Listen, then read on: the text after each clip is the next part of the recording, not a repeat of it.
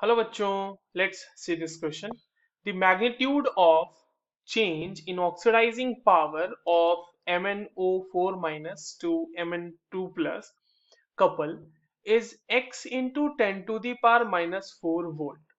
If the H plus ion concentration is decreased from 1 molar to 10 to the power minus 4 molar at 25 degrees Celsius, assume concentration of MnO4 minus and Mn2 plus to be same on changing the oxidizing power. The value of x find out करनी है, हमें round of करना है nearest integer में, वो तो हम already समझ चुके हैं। चलिए इस क्वेश्चन को सॉल्व करते हैं बच्चों। और सबसे पहले ये देखते हैं कि इस क्वेश्चन को सॉल्व करने के लिए हमें कौन से की कॉन्सेप्ट की जरूरत होगी। अब ये जो सवाल हमसे पूछा गया है, ये सवाल सॉल्व करने के लिए हमें आइडिया होना चाहिए नर्स्ट इक्वेशन का। And if we know about कि नर्स्ट इक्वेशन को यूज करते हुए सवाल कैसे सॉल्व कर सकते हैं, तो we can easily solve this question.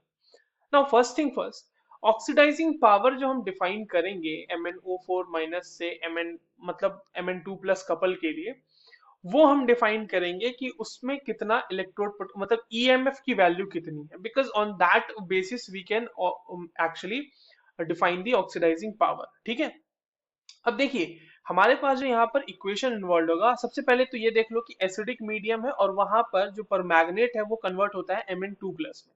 तो उस कन्वर्जन के लिए जो बेसिक बैलेंस्ड इक्वेशन होती है पहले वो लिख लेते हैं।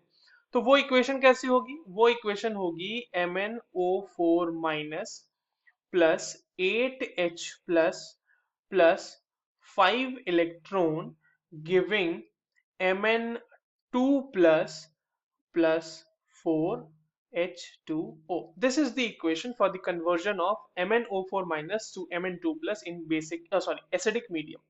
ठीक है, अब अगर इसके लिए ईएमएफ की वैल्यू लिखनी हो नर्स्ट इक्वेशन को यूज करते हुए, तो ईएमएफ ऑफ सेल क्या हो जाएगा बच्चों? यहाँ से EMF of cell will be E naught of cell minus, अब देखिए ये जो 2.303 है ना, वही लिख लेते हैं पहले, 2.303 R T upon n F log Mn2 plus का concentration divided by MnO4 minus का concentration. This is the Nernst equation for this given reaction, या फिर जो आपके पास ऑक्सीडाइजिंग कपल है, वो जो couple MnO4 minus Mn2 plus का, उसके लिए नर्स्ट इक्वेशन की वैल्यू हमने मतलब नर्स्ट इक्वेशन को हमने लिख दिया ईएमएफ ऑफ सेल निकालने के लिए, ई सेल।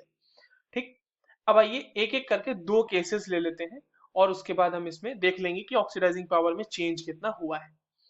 केस वन की अगर हम बात करें, तो केस वन में क्या था? केस वन में है कि आपके पास H प्लस आयन का जो कंसंट्रेशन है वो गिवन है 1 मोलर। अब इस वैल्यू को उसमें पुट कर देना है।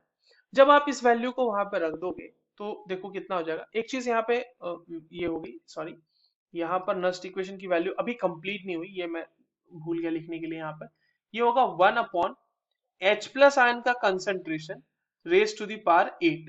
ये भी होगा यहाँ पर एक टर्म इंक्लूड, क्योंकि इसका भी तो कंसंट्रेशन चेंज हो रहा होगा ना। तो अब ये वैल्यू कंप्लीट हो गई।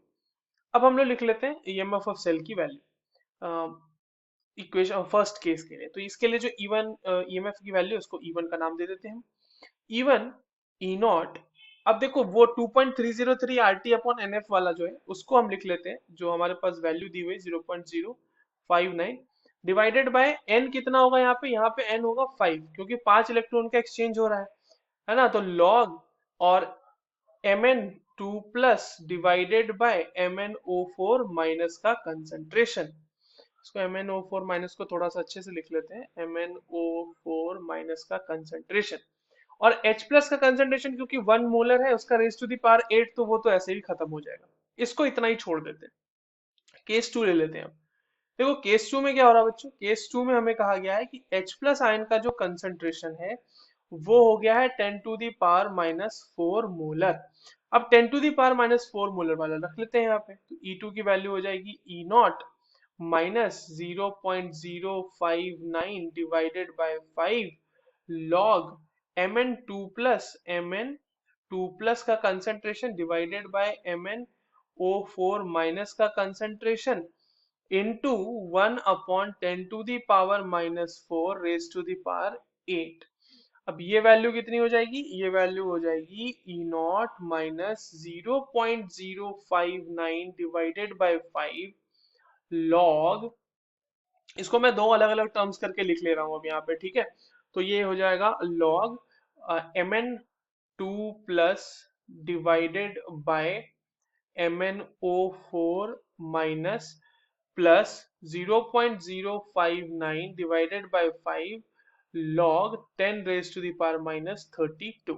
ये हो गई वैल्यू। अब आप देखो जो आपके पास E1 और E2 की वैल्यू है उन दोनों को थोड़ा सा आप कंपेयर करो, तो आपको ये सीधा सीधा दिख जाएगा कि E1 से E2 की वैल्यू में जो चेंज है ना वो बस इतने का ही चेंज है, इतना ही तो चेंज हुआ है। बाकी ये वाली जो वैल्यू है, पहले वाली जो वैल्यू है ये वाली, ये तो सेम है E1 और E2 दोनों में, है ना, ये तो देखो सेम है। तो इतना ही चेंज हुआ है ना। अगर हम E2 E1 को माइनस भी कर दें मान लो, तो यहाँ पर अगर हम इसको इस तरह से लिख लें कि E1 या E2 माइनस E1 का मैग्नीट्यूड, देखो डिक्रीज होगा वो माइनस प्लस आपको यही बताएगा ना कि डिक्रीज होगा या इंक्रीज होगा, तो डिक्रीज तो हो रहा है, हम सिर्फ उसकी मैग्नीट्यूड की बात करें, इसलिए we have taken the modulus. तो अगर हम मॉड्यूल्स ले लें E2 माइनस E1 का, तो वो वैल्यू कितनी आएगी, वो वैल्यू आएगी 0.059 divided by 2 into log 10 to the power minus 32। मतलब ऑब्वियसली ये 32 को हटा दो, ये log था हटा दो, इसको इस तरह से, इसको सीधा ही लिख लेते हैं हम, माइन इंटू 32 इंटू लॉग 10 आ जाएगा ये, ठीक है। लॉग 10 की वैल्यू 1 हो जाएगी। अब ये कितना हो जाएगा, 0.059 डिवाइडेड बाय 2 इंटू 32, ये वैल्यू आएगी 0.3776 वोल्ट। अब इसको हम कैसे लिख सकते हैं, इसको हम लिख सकते हैं 3776 into 10 to the power minus 4 volt. और हमारे पास जो क्वेश्चन कहा गया है वो यही कहा गया है कि 10 to the power minus 4 volt के रिस्पेक्ट में ही लिखना है उसको, ठीक है। 10 टू दी पावर माइनस 4, देखो x into 10 to the power minus 4 में कहा गया ना, तो x की वैल्यू निकालनी थी, तो x की वैल्यू तो हमने निकाल ली, वो कितनी आ रही थी value, 3776। This is the value required for this question. I hope you understood this well, all the very best.